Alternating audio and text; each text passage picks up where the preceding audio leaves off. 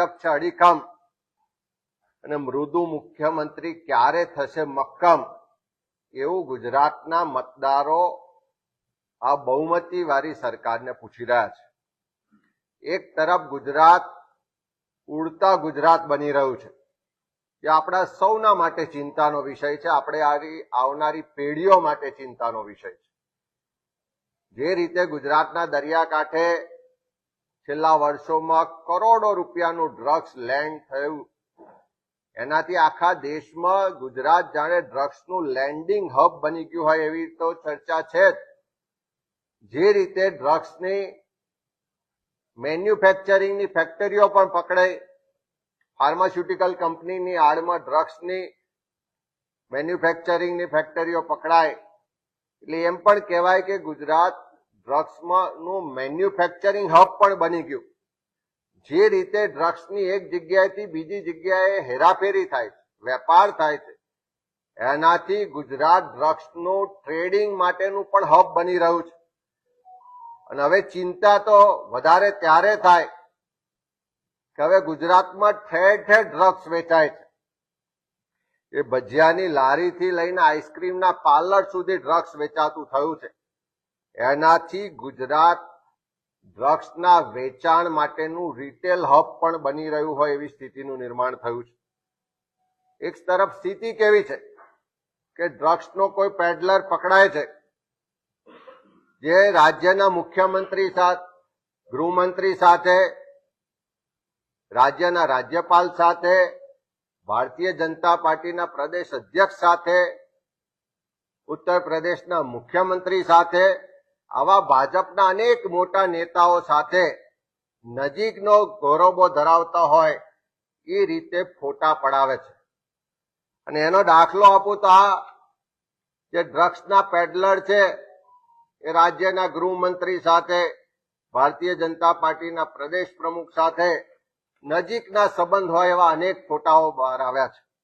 અને એથી પણ આગળ વધી ને ગુજરાતના ગૃહમંત્રી હર્ષભાઈ સંઘવી એમને સોશિયલ મીડિયા પર આ ડ્રગ્સનો પેડલર જન્મદિવસની શુભેચ્છા આપતા લખે છે કે મારા જીગરજાન મિત્ર અને મોટા ભાઈ ને હું જન્મદિવસની શુભેચ્છા પાઠવું છું. કદાચ ગૃહમંત્રીને ઘણા બધા લોકો ઓળખતા હોય એટલે શુભેચ્છા પાઠવે, પણ જયારે મુખ્યમંત્રીના ઓફિશિયલ ટ્વિટર હેન્ડલ પરથી એને જવાબ પણ અપાય કે ધન્યવાદ ભાઈ, એનો સ્પષ્ટ મતલબ થાય છે કે આ ડ્રગ્સના પેડલરો, ડ્રગ્સનો ધંધો કરનાર લોકોનો નજીકનો સંબંધ છે. અને એવા જ કારણે આજે ગુજરાતમાં ખુલ્લેઆમ ડ્રગ્સ વેચાઈ રહ્યું છે અને યુવા પેઢી બરબાદ થઈ રહી છે. હમણાં થોડા દિવસ પહેલા રાજકોટમાં પણ ડ્રગ્સ પકડાયું, એમાં પણ ભાજપના નેતાઓના પુત્ર એની પાછળ પકડાયા છે. ગુજરાતમાં રાજકોટમાં જે રીતે હમણાં કોલેજની દીકરી પર બળાત્કાર કરવામાં આવ્યો અને પીખી નાખવામાં આવી, એમાં પણ ભાજપના નેતાઓ સંડોવાયેલા છે. અને હદ તો ત્યારે થાય છે કે ભાજપના પ્રદેશ લેવલના એક નેતાની હોસ્પિટલમાં પણ આવા દુષ્કૃત્ય કરવામાં આવે છે, તેમ છતાં એમનો કોઈ વાળ પણ વાંકો થતો નથી. રાજકોટ લોધિકામાં ગૌચરની જમીનો પચાઈ પાડવામાં પણ ભાજપના નેતાઓ સંડોવાયેલા છે.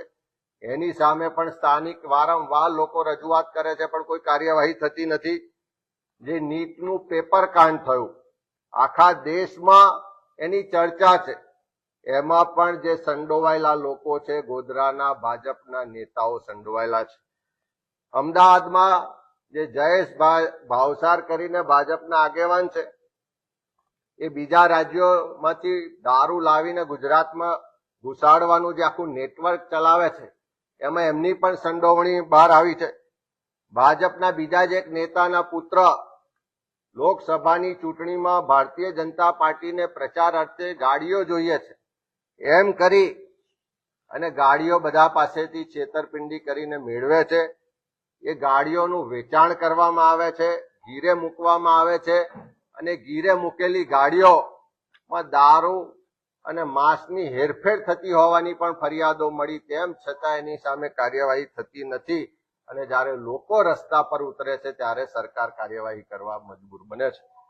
એનો સ્પષ્ટ મતલબ છે કે ગુજરાતમાં જેટલું પણ ખોટું ચાલે છે એ બધાની અંદર ભાજપનો કેસરીયો ખેસ પહેરેલા લોકો સંડોવાયેલા ધીમે ધીમે બહાર આવી રહ્યા છે.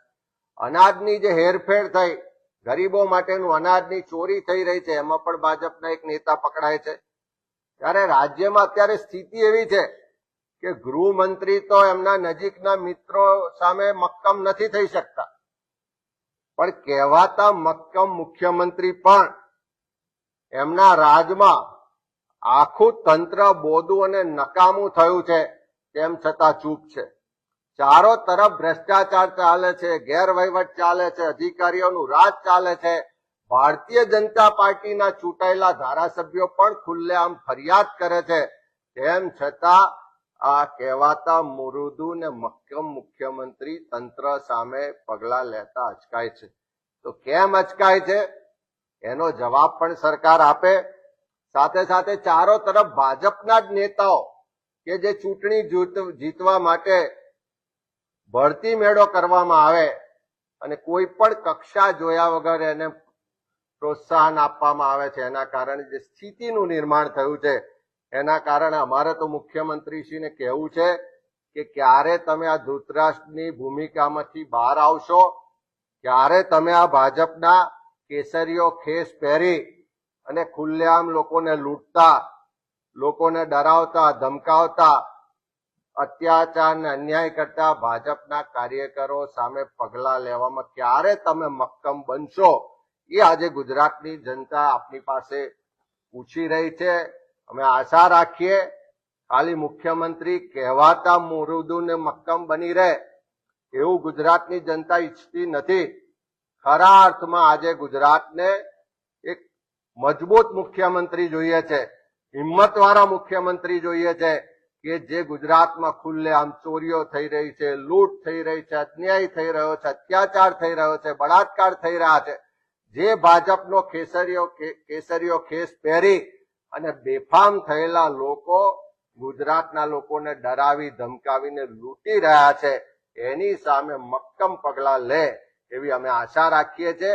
અને ત્યારે જ ગુજરાતની જનતાને લાગશે કે અહીંયા અમે ચૂંટેલી સરકારનું શાસન છે, અન્યથા થોડા મુઠ્ઠીભર અધિકારીઓ દ્વારા ચાલતી સરકાર છે.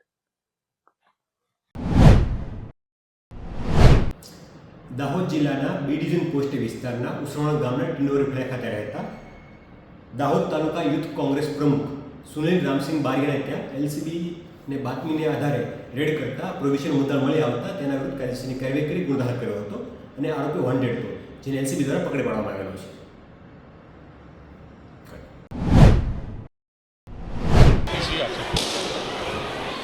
આટલી મોટી પાર્ટી છે એટલે પાર્ટીમાં ક્યાંક પોતા ભાજપના કાર્યકર્તાના નામે ક્યાંક નાની મોટી ગેરકાયદેસર પ્રવૃત્તિમાં કોઈ સામેલ થાય એટલે એ પાર્ટી સામેલ થઈ છે એવું ન કહી શકાય. હકીકતની અંદર આખી પાર્ટી એમના 10 વર્ષના શાસન દરમિયાન નાનો કોઈ કાર્યકર્તા નહીં, કોઈ છેવાડાનો કાર્યકર્તા નહીં કે પોતાની જાતને કાર્યકર્તા કહેતો હોય અથવા તો સામાન્ય કે સક્રિય સભ્ય બન્યો હોય એવા કાર્યકર્તા નહીં. ટોપ લીડરશીપ 10 વર્ષની અંદર જે કૌભાંડો કર્યા છે પહેલાં એના ઉપર જુઓ. કદાચ અમે તો અહીંયા નીચે કોઈ કાર્યકર્તા ક્યાંક અમને આવું જણાશે તો ચોક્કસ અમે પગલાં લેવાના છે. કાયદાથી કોઈ પર નથી, પરંતુ પહેલા નંબરના નેતાથી માંડી અને શરૂઆત જ ભ્રષ્ટાચારની ગંગોત્રી ઉપરથી ચાલુ કરવાવાળી કોંગ્રેસના શોભતું નથી. સતીશે ગોયલે બીજો એક આક્ષેપ કર્યો છે